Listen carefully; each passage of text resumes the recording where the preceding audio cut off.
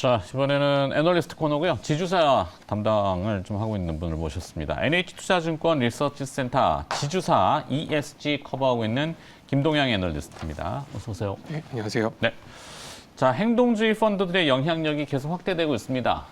SM이 가장 최근에 세간의 이슈가 크게 됐던, 물론 그 전에 이제 오스템 임플란트도 있고 몇 가지가 있습니다만, 이 부분은 긍정적으로 좀 파악을 하시나요? 네, 주주가치 제고 측면에서는 긍정적으로 볼 수 있겠습니다. 이 행동주의라는 게 널리 알려지게 된 게 2016년, 17년대쯤이었고요. 그 엘리엇 다들 기억을 하실 텐데, 네. 삼성전자, 현대차 그룹 이런 큰 우리나라의 기업 집단에 대해서 당시로선 좀 무리한 요구를 했었죠. 기업 분할을 해라, 엄청나게 많은 배당을 줘라, 또 대안이 좀 없는 이사를 교체해라. 그래서 사실 성과가 별로 없었습니다만은 이렇게 주의를 환기했던 덕분인지 지난 5, 6년 동안에 기업이라든가 투자자들의 주주가치 제고에 대한 인식이 상당히 올라갔습니다. 지금은 많은 상장사들이 배당 정책을 일반 투자자들하고 이제 공유하고 있고요. 코로나19를 거치면서 주가가 많이 약세를 거쳤던 구간에서는 자사주를 매입하고 소각하는 것들도 상당히 활발하게 일어났습니다. 그래서 전반적으로 주주가치 제고에 대한 인식은 다 올라갔다라고 보여지고요. 네. 다만 일반적인 인게이지먼트라고 그러죠. 주주 행동, 주주 활동하고 어떤 좀 극단적인 액티비즘 펀드들이거나 아니면은 경영권 분쟁 관련해서 이렇게 지분 싸움 하는 것들 이런 것들하고는 조금 이제 좀 별개로 봐야 되지 않나 이렇게 생각을 합니다. 그렇죠. 말은 지금 액티비즘 이렇게 했지만 치고 빠지는. 그렇죠? 네, 그래서 벌처 펀드라고도 부르고 사실 이미지가 이렇게 딱히 좋지는 않죠. 그러니까 메뚜기 떼처럼 확 훑고 지나가 버리면은 아무 의미가 없는. 그죠? 주주들 입장에서 주가 잠시 올렸다가 원위치 돼 버리면 의미가 없으니까. 네, 맞습니다. 그러니까 진성 액티비즘이라는 건 이제 결국에는 기업의 체질을 근본적으로 좀 개선해서 나아가는 그런 비전을 제시하는 이런 펀드들을 말씀하시는 것 같고, 그죠? 그게 이제 진정한 행동주의 펀드의 긍정적인 영향력이다. 예, 그러니까 지속 가능성이 요즘 굉장히 중요하지 않습니까? 그렇죠. 기업의 그런 주주 가치와 관련된 정책들을 지속적으로 좋게 만드는 게 이런 행동주의에 좋은 영향이라고 볼 수 있겠습니다. 네. 요즘 또 하여튼 매번 반복되는 거지만 형제의 난, 남매의 난, 난리죠. 네. DB도 요즘 남매의 난 이래가지고 동전 주식 지주사가 상당히 많이 올랐던데. 네. 김동현 연구원이 커버하시는 건 아닌 것 같아서 제가 여쭤보진 않을게요. 자, 지주사들 하나씩 좀 살펴볼게요. 그러면은 삼성물산이 파격적인 주주 환원책 이렇게 공시를 했나요? 주가 재평가 기대감은 어느 정도인지? 예, 보유하고 있는 자사주 전체 13%고요. 금액으로는 3조 원이 조금 안 되는데 전량 소각. 예, 이거를 이제 5년 동안에 전량 소각하겠다라고 했고요. 이게 이제 파격적입니다. 파격적인 또 배경도 있는데요. 사실 연초에 신규 자사주 취득할 때 강제로 처분하게 할 것이다. 이런 시장의 기대감이 있었습니다. 이게 이제 법제화가 될 것이라는 기대감이 있었는데 실제로 1월 말에 금융위 주요 업무 추진 계획 나온 걸 보면은 관련돼서 공시를 강화하라 이 정도로 상당히 간접적이고 약한 규제에 불과했고요. 후속 보도로 나온 걸 보면 이제 기업 측에서 경영권 방어 수단을 그렇게 앗아가면 어떡하냐 이런 반발이 너무 커서 자사주 소각과 관련돼서는 법제화 추진하지 않겠다라는 보도가 나오기도 했습니다. 네. 이제 이런 상황에서 전혀 할 필요가 없는데 이제 보유하고 있는 자사주 전량을 금액적으로도 상당히 큰 금액을 소각한 것이기 때문에 파격적이라고 할 수 있는 것 같고요. 주가가 사실 이론적으로는 한 10% 정도는 기본적으로 올라야지 밸류에이션이 이제 똑같아지는데 네네네. 시장 약세하고 맞물려서 주가는 사실 별 반응은 없었고요. 하지만 이게 중장기적으로 봤을 때에는 이런 주주가치 제고 그리고 어떻게 보면은 오버행을 해소해 준 거고 또 이제 작년부터 삼성물산이 현금 흐름이 굉장히 좋아졌기 때문에 이 자사주의 힘을 빌지 않더라도 신규 투자를 할 수 있다는 이런 자신감을 보여줬다라고 생각을 합니다. 그래서 이런 것들이 중장기적으로 재평가되지 않을까 이렇게 기대하고 있습니다. 삼성물산 그러네요. 호흡을 좀 가지고 좀 봐야겠네요. LS도 볼까요? LS는 M&M 인수 효과가 본격화될 전망이라는데 M&M이 초콜릿 회사는 아니죠. 네, 웃자고 예, 한번 그 해봤는데. 옛날 이름이 LS 니코 동재련이고요. 그렇죠. 그 이름에서 볼 수 있듯이 일본계 회사하고 이제 합자 회사입니다. 그런데 지분 50% 있던 것을 100%로 늘렸고 이제 이름도 M&M 메탈 앤 머티리얼입니다. 그러니까 동재련을 주로 하는 회사이고요. 네. 그러니까 요게 좀 효과가 있을 것 같은 게 그 작년 4분기로 요 딜이 마무리가 됐습니다. 그러니까 50% 자회사였다가 100% 자회사로 작년 4분기부터 가장 크게 바뀌는 거는 이제 실적 인식인데요. 지분법으로 인식하던 것을 이제 연결로 인식을 하게 됩니다. 그리고 배당 측면에서도 LS 지주회사 현금 흐름에서 가장 큰 기여를 하는 이 자회사가 바로 이제 M&M인데요. 배당 당장 이제 작년부터 배당을 많이 받게 됐으니까 22년 배당 수입이 한 2배 정도 늘어났습니다. 한 2,500억 원까지 늘어났고요. 그리고 이게 이제 100%를 가지고 있을 이유가 없겠죠. 업황도 네. 좋은데. 그래서 아마 상장도 조만간 서두르게 될 것 같습니다. 이렇게 되면은 일정 부분 구주 매출도 있을 거고 밸류에이션 평가도 시장에서 받게 되는 뭐 이런 긍정적인 측면이 기대되고요.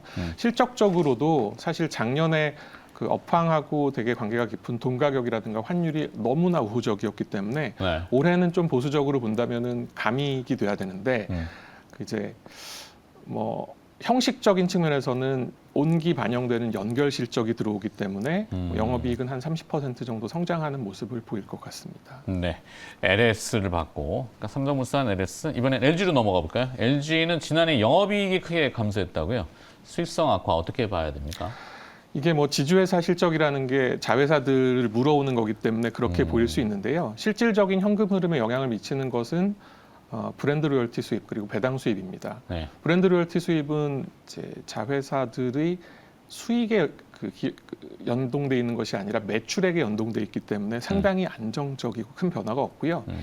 배당 수입은 이제 실적이 안 좋았으니까 배당을 주기가 좀 어렵겠죠. 상장자 회사의 경우는 U+를 제외하고는 배당을 다 줄였습니다. 네. 반면에 비상장으로 저희가 중요하게 보는 CNS, DNO 이런 회사들이 실적도 좋아졌고 또 자산 매각한 이익들이 있기 때문에 배당 수입도 크게 변하지는 않을 걸로 보고 있습니다. 사실 실적보다 더 중요한 거는 이제 주주가치 제고 측면에서 중장기 자사주 매입을 계속하고 있습니다. 24년까지 5천억 원을 하기로 했고 이게 작년 5월 말에 발표를 했는데 그 발표 이후에 일단은 뭐 시장 수익률은 상회하고 있고요. 지금까지 2천억 원, 한 1.6% 정도 지분을 샀고 올해도 그 정도 속도로 사게 된다면 수급적인 측면에서는 뭐 계속 우호적이라고 보여집니다. 네. 자, 이번에는 그래도 지주사 중에서는 자회사 실적들이 가장 좋았고 돋보였다라고 할 수 있는 두산그룹. 주당 배당을 2,000원인가 하는 걸로 제가 알고 있는데. 네. 이 두산그룹은 어떻게 영업이익 1조를 넘겼나요? 연결로 그렇게 됐고요. 연결로. 예. 근데 이게 뭐 아시다시피 조금 일찍 구조조정을 했죠. 그렇죠. 자발적인 건 아니었지만 2020년도에 그 유동성 에너지? 리스크가 네. 예, 에너빌리티 쪽에서 오면서 3조 원 차입을 하고 재무구조 개선 약정을 했던 것을 이제 졸업을 했습니다. 마지막으로 유상증자를 크게 했던 게 2022년 작년이죠. 작년 초에 유상증자를 크게 했기 때문에 만약에 영업이 굉장히 안 좋은 상황이라고 가정을 해도 적어도 내년까지는 유동성의 이슈가 없을 텐데 지금 말씀하신 대로 영업이 상당히 좋습니다. 네. 뭐 원전 사업이 지금 뭐 이제 정권이 바뀌면서 잘 진행이 되고 있고 미국에 있는 두산 밥캣도 영업을 잘하고 있고 해서 뭐 작년에는 실적이 상징적으로 이렇게 나왔는데 사실 올해는 경기가 뭐 좋지 않은 상황이면은 네. 일단은 약간의 감익을 좀 생각을 해야 될 것 같고요. 다만 두산만 보자면은 자체 사업과 밑에 있는 비상장 자회사들을 좀 봐야 되는데 두산 로보틱스라는 비상장 자회사가 있습니다. 로봇이 좀 핫하죠. 협동 로봇. 예, 네. 협동 로봇을 하고 있고 그 상장돼 있는 레인보우 로보틱스하고 다르게 여기는 이제 해외 매출이 70% 이상이 되는 사업을 하고 있고 뭐 라인업이라든가 이런 것들이 좀 더 우위에 있는 반면에 시가총액은 두산 전체의 시가총액하고 레인보우 로보틱스가 이제 거의 비슷한 수준이죠. 많이 할인돼 있죠. 예, 그래서 그런 측면을 본다면은 향후에 그 업사이드 포텐셜을 좀 가늠할 수 있지 않을까 생각합니다. 네. 두산은 계속 눈여겨 보고 있는데 아직은 뭐 시장 아까 말씀하신 시장의 관심이죠. 시장의 관심이 조금 심드렁해가지고. 자, 그다음에 이제 LX 인터내셔널 또 넘어가서 지난해 사상 최대 규모의 영업이 앞으로도 그렇게 가능한가요? 일단 작년에 1조 원까지도 넘길 수 있었는데 4분기에 뭐 일회성 비용들을 많이 집행을 했습니다. 그 1조 원 가까이 되는 9,700억 영업이익이 나왔고요. 기여도를 보면은 석탄 사업이 한 절반 정도, 그리고 연결로 돼 있는 연결자 회사 LX 판토스에서 한 3분의 1 정도의 영업이익이 나오고 있는데요.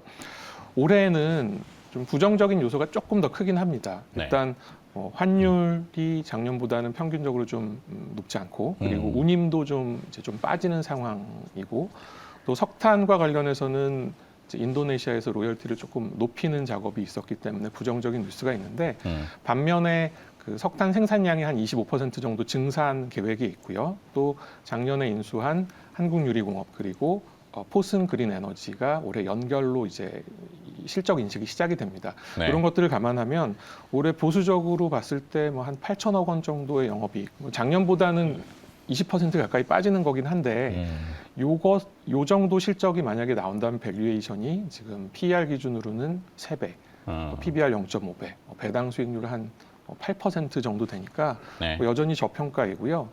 석탄 가격이 생각보다 계속 강세입니다. 이건 권역별로 보셔야 되는데, 인도네시아 석탄 가격이 강세이고요. 1분기 실적은 이런 영향을 봤을 때는 뭐 한 2천억 원 이상 잘 나올 걸로 보고 있습니다. 그렇습니다. 자, 끝으로 오늘 준비하신 내용 중에 가장 흥미로운, 제가 관심 있는 것 같은데 개인적으로는 현대오토에버. 예, 이게 이제 IT 서비스 회사이면서 차량 소프트웨어 계열사들을 합병을 해서 이제 두 가지 사업을 하고 있는데요.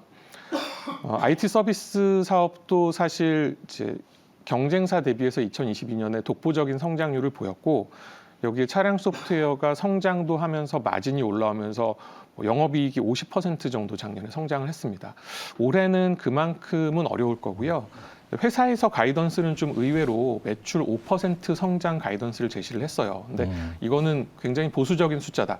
작년에도 가이던스 대비해서 20% 초과 달성을 했고요. 올해도 이제 그건 당연히 넘을 텐데, 다만 뭐 환경 자체가 그렇게 녹록하진 않다. 그래서 올해는 영업이익이 10% 중반 정도 성장할 걸로 보고 있고요. 다만 차량 소프트웨어 쪽에서 이제 스마트 모빌리티가 완전히 정착이 되면은 현대차 그룹 내에서 오토에버가 어떤 위상을 차지하고 과금에서 얼만큼 가져갈 수 있느냐, 이런 것들이 밸류에이션 프리미엄을 뭐 결정짓는 요소가 될 거라고 생각을 합니다. 네. 요즘 뭐 워낙 AI가 핫하고 이 바퀴 달린 DVS, 뭐 OTA 이런 용어들이 많아서 현대오토에버, 저는 개인적으로 관심이 좀 많은데 지켜보도록 하겠습니다. 자, 오늘 여러 가지 지주사 얘기들을 좀 들어봤고요. NH투자증권 리서치센터 지주사와 ESG를 커버하고 있는 김동양 애널리스트였습니다. 고맙습니다. 네, 감사합니다.